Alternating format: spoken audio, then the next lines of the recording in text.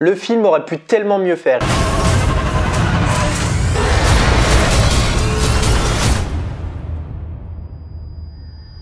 Hey, what's up Tuchu, j'espère que vous allez bien. On se retrouve aujourd'hui pour une toute nouvelle vidéo et surtout une toute nouvelle critique. Nous allons parler du film 65, La Terre d'avant. Mais avant de rentrer dans le vif du sujet et surtout de la critique, de quoi parle celui-ci? Après un terrible crash sur une planète inconnue, le pilote Mills découvre rapidement qu'il est en réalité échoué sur Terre il y a 65 millions d'années. Pour réussir leur unique chance de sauvetage, Mills et Koa, l'unique autre survivante du crash, doivent se frayer un chemin à travers des terres inconnues, peuplées de dangereuses créatures préhistoriques dans un combat épique pour leur survie. Alors de base, habituellement, je numérise en fait tout ce que j'ai à dire par rapport à cela. Là, franchement, j'ai même pas noté, je n'ai pas eu le temps déjà. Mais en soi, il n'y a rien à noter de particulier parce qu'il y a beaucoup de points négatifs sur ce film. De base, je suis une personne, comme vous le savez, sur la plupart de mes critiques, j'ai beaucoup de points positifs à donner. Là, sincèrement, c'est pas le cas. Et en soi, en ayant vu beaucoup de critiques auparavant sur ce film-là, parce qu'il y a eu des avant-premières, il y a eu l'avis presse, mais il y a eu aussi les spectateurs qui ont vu le film du coup le mercredi et avaient déjà sorti leur vidéo le mercredi voire le mardi. Tout le monde avait donné le fait que le film c'était un film du dimanche après-midi éclaté sur W9. Dans ma tête, je me suis dit, bon, je suis une personne bon public, je pense que je vais lui trouver des points positifs. J'en ai trouvé, mais peut-être pas assez. C'est pas le film qui m'a le plus convaincu, sachant que le film, je l'attendais énormément et ça n'a pas été le cas. Franchement, j'étais hyper déçu. Déjà, le film n'est pas du tout dynamique. Ça, c'est assez dommage, surtout pour un film de 1h30. J'ai vu le temps passer à une lenteur, je vous jure.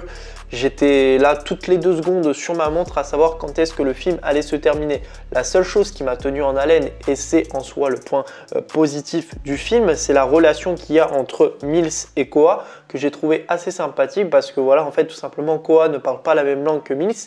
Ils vont s'entraider ensemble, un petit peu père-fille, que j'ai trouvé assez sympathique. Franchement, de ce côté-là, c'était plutôt cool. D'ailleurs, celle qui joue Koa, vraiment une actrice que j'aime beaucoup, Ariana Greenblatt, qu'on avait pu voir dans le film, je crois c'était Love and Monster, si je ne me trompe pas, avec Dylan O'Brien, qui était sorti d'ailleurs sur Netflix, qui était un très bon film où il me semble que c'était cette actrice-là, si je ne me trompe pas.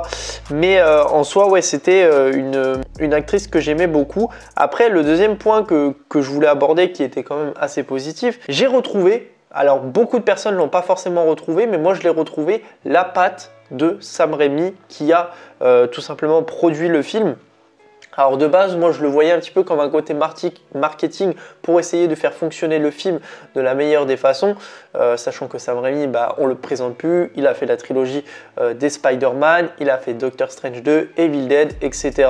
Enfin, de ce côté-là, de ce point de vue-là, il a vraiment ce petit côté horrifique à apporter et c'est vrai que je l'ai retrouvé à quelques petits moments, voilà, déjà sur le fait que sur certains plans c'est assez sombre, voilà, on a ce petit côté un petit peu horrifique, tous ces effets aussi, voilà, de ce qu'on voit pas dans l'ombre en fait, tout simplement parce que les créatures sont minimes, mais à certains moments, on essaye de te dire ouais, il y a peut-être une présence autour de toi, donc méfie-toi. Et souvent, ce qu'on dit, c'est que le suspense, c'est pas forcément quand tu le vois qui te fait le plus peur, mais c'est quand tu ne le vois pas. Et c'est vrai qu'il y a eu des petits moments comme ça où c'était vraiment assez tensionnel de ce niveau-là. Mais en soi, voilà, c'est vraiment les seuls points et un peu la CGI que j'ai trouvé au niveau des dinosaures. D'ailleurs, parlons vite fait des dinosaures qui de base était la chose qui devait être le plus présente pour le film. Sincèrement, j'en ai pas vu la couleur.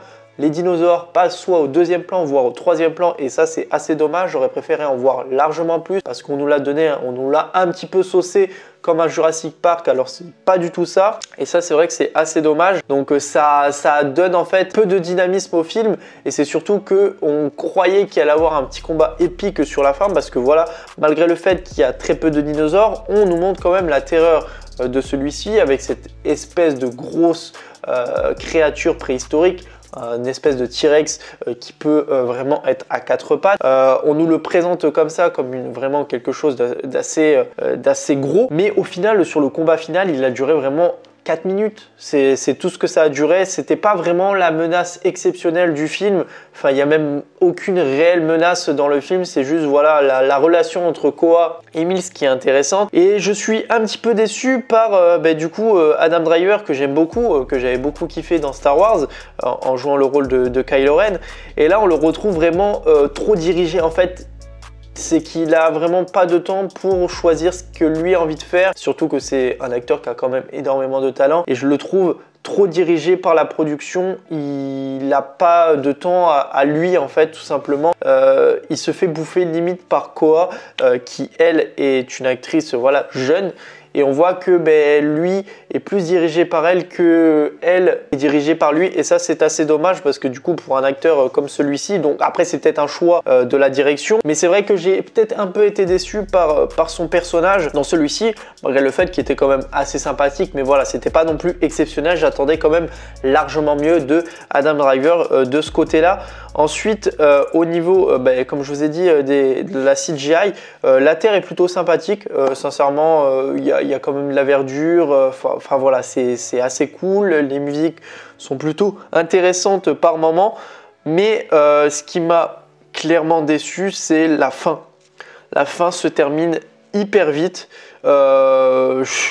Enfin, je sais même pas si... Non, je peux même... Je vais le dire parce qu'en soi, c'est même pas un spoil. Il quitte la planète et au moment où il quitte la planète, c'est la fin du film. Ça se termine trop rapidement, c'est trop coupé d'un coup. Et ça, j'ai absolument pas kiffé de la façon... Même moi, j'étais surpris en fait. Parce qu'il y avait le générique de fin, donc il y avait tout qui était affiché. Et je pensais que ça allait repartir sur une scène parce qu'en fait, on nous remettait l'écran un peu plus coloré. Et je pensais que ça allait repartir sur une scène, pas du tout. Non, c'était vraiment la fin du film. Après, en soi, vu comment le film n'était pas non plus exceptionnellement ouf, j'avais tellement hâte qu'il se termine. Donc, je comprends aussi pourquoi à ce moment-là, ça s'est terminé.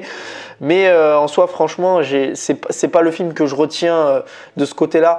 C'est pas un film que je vais revoir demain parce que c'est pas, voilà, il m'a pas surpris ce film.